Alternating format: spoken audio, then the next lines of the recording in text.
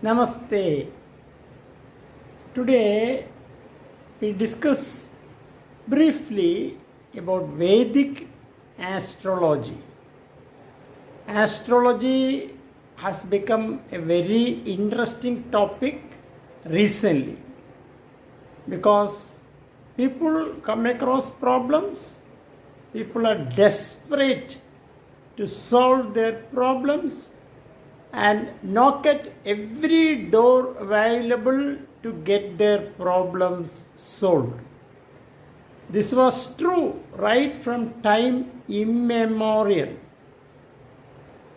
Astrology is treated as an eye of the Vedas, Vedic eye, compared to the other branches of Veda.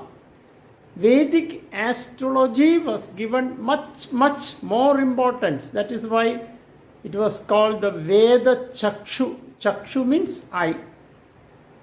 And all of you know that the planet we live, Earth, is part of a huge system of celestial bodies, luminous bodies. The system is known as the solar system. The sun, moon, and other planets and other luminous bodies. And these planets are gigantic bodies. They attract each other and they are in constant motion. They have tremendous attraction on each other, attractive power on each other, and they move in a fixed orbits at tremendous speed. So this gigantic size of the planets and their huge attractive power, I hope you are following me. These two factors, their gigantic size and the tremendous speed with which they move, has an effect on all living beings on earth. This is a fact. And the great sages of ancient India were able to precisely, accurately arrive at the weight and speed of different planets, the speed with which they are moving, at what point of time which planet will come across the other planets, everything they were able to calculate accurately. That is why they were able to predict solar eclipses, lunar eclipses, other natural calamities, and so on. And their predictions were true. Even today, using the Vedic astrology calculations, that time computer or satellite or telescope, all those modern gadgets were not available. But still, in their deep meditative states, the sages of India who were contributing to the basic science of astrology, they were able to predict with great precision, and they were able to navigate large gravity. They were able to navigate through large geographic area like oceans and forests and deserts. That time your GPS, global positioning system, or satellites or other modern gadgets were not available.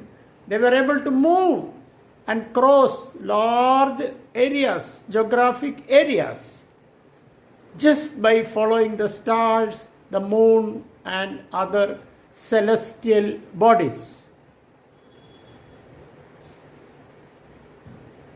Today, before we go into the main subject of Vedic astrology, I just want you to pay some attention to this important fact that in all parts of the world, whether it is X country or Y country or Z country, you will see that certain point of time people are born, they grow, they come to adolescence, they come to middle age, they come to old age, and at one point of time they have to die.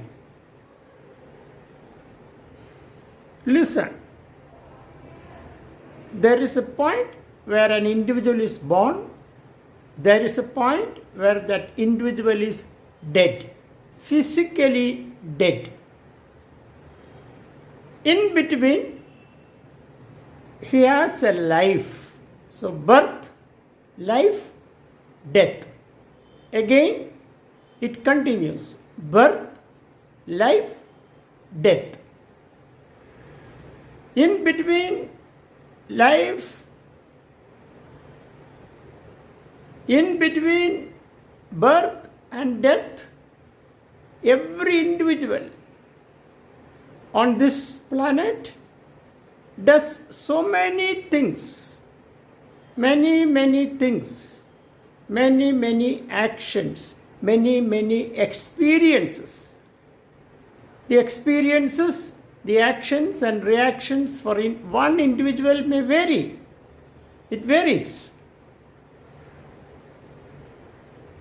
But the question that I wanted to think shortly, brief thought on this subject is, what is the purpose of our life? All of us occasionally think of it, but the sages of India, ancient sages, have gone very deep and tremendous knowledge about this subject is available even today. Why we are born? What is the purpose of life? What happens after death? These basic questions were pondered by man right from the history, beginning of the history of mankind. I don't want you to go very deep. There will be problems when you go very deep. Please don't go very deep and don't spend too much time, because this is an endless topic. Occasionally, when you have some time to spare, ponder over this point. I wanted to do this as a small homework. If you need, you can get help.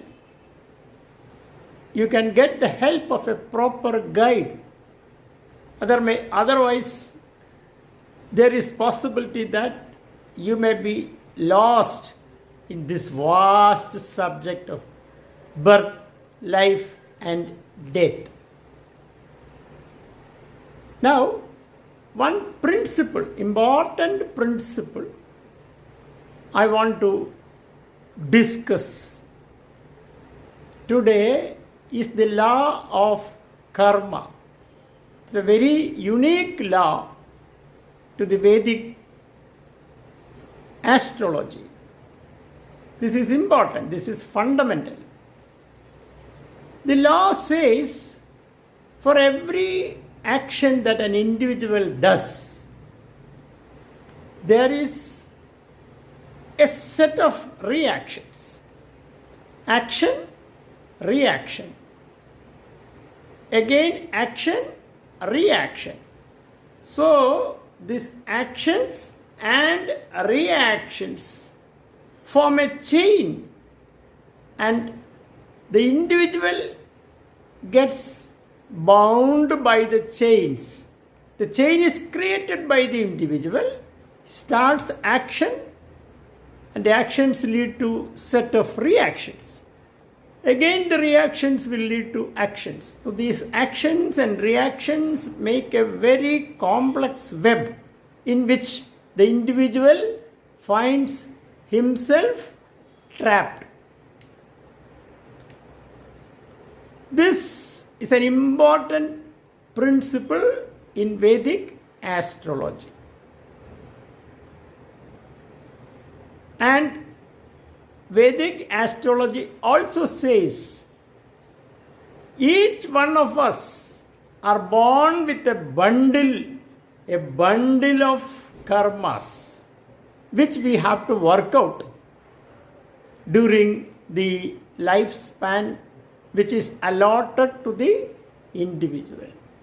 So in the process of working out the bundle of karmas, sometimes you create more karmas. Sometimes you are not able to work out the quantity of karma during this limited span of life given to you.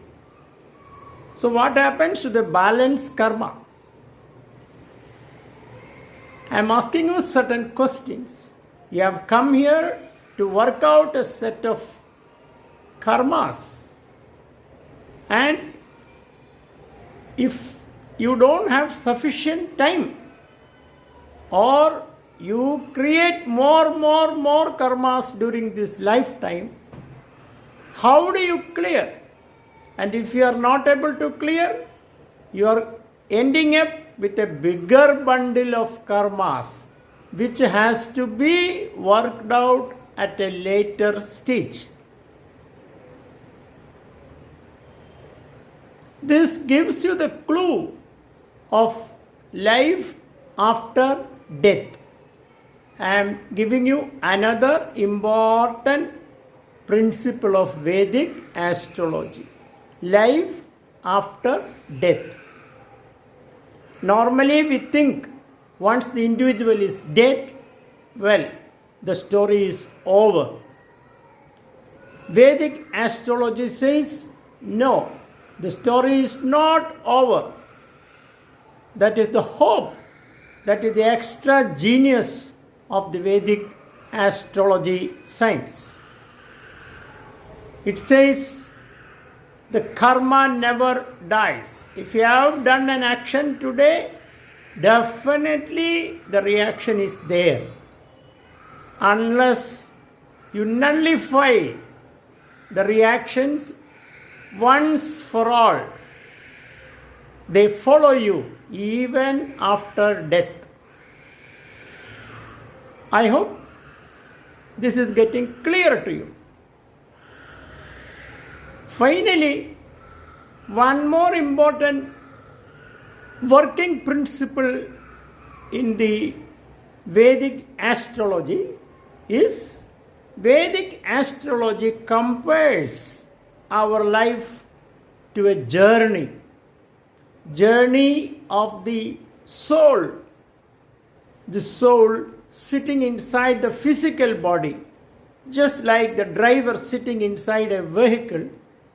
The soul is on a journey in this planet Earth. The journey starts when you are born and it proceeds through up and down, through thick and thin, through forest and cities and villages and riverside, like that typical long journey. Sometimes your travel conditions are very pleasant.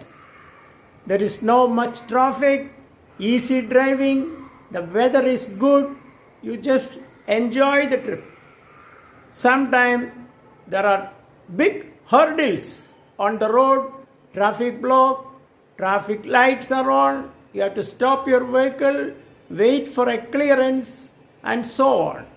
This is a beautiful comparison, easy to understand, life as a journey. And this gives you an easy understanding why some people are able to travel in life very easy, very fast, whereas some other people get stuck, like vehicles getting stuck in a traffic block. They just cannot do anything for a while. They are just stuck. I hope some of you must have come across such a situation. You are just stuck. Now, before we go into the details of finding out or predicting what is in store for each of one of you, or giving you information about your future life. Many of you are interested, I know, you are excited to know what is waiting for me in the nearest future. I just want to get you the information of your birth. As I told you earlier, the time, the place, and the parents to whom you are born. This is very important, and this decides the course of your journey on this planet. So I request each one of you to collect accurate details about your time of birth, place of birth, and about your parents to whom you are born. We will discuss more once these details are available. Thank you so much. Hari Om.